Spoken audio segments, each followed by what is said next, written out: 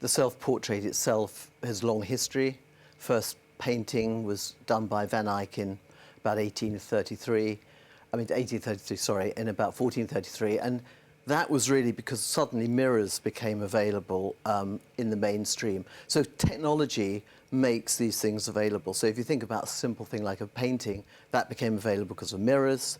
Then the first photograph was taken in 1839, and that was done by an American photographer. So that really led to a whole history of people taking photographs of themselves. So when we get to the current phenomenon of the selfie, it's a vastly important thing, and it's sort of, we're right at the beginning of it, so what better time to start exploring it than now? So the likes of Kim Kardashian completely misunderstood. Should we be celebrating them for their contribution to modern art history? Oh, I think so. I mean, all artists in the past have had a moment in time when they've been part of modern culture. Warhol was, and so many other artists are as well. But, you know, think about the selfie itself. The word was only invented or only coined in 2002. That was in an Australian academic journal. And interestingly, that was to talk about the first selfie that was taken by an Australian student who drunkenly fell down at a party and cut his lip and took a selfie of it and asked people how he should get it treated. So that was really the very early start of it, but it's only a few years ago.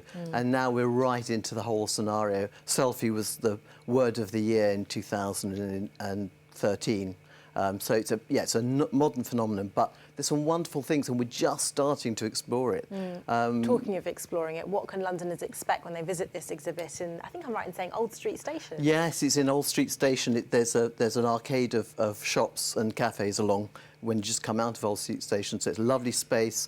And what they can see there is an exploration of traditional portraits going right the way up to Warhol, who experimented a lot with Polaroids, and he was taking a lot of photographs, and there's some self-portraits by him. There's more contemporary artists' self-portraits, and then we've got a couple of things. We've got something called Flat Face, which is sort of a modern-day selfie booth, and that was developed in Switzerland by two Swiss artists. And you can sit there, and you can have your whole face becomes a 180-degree series of flat planes.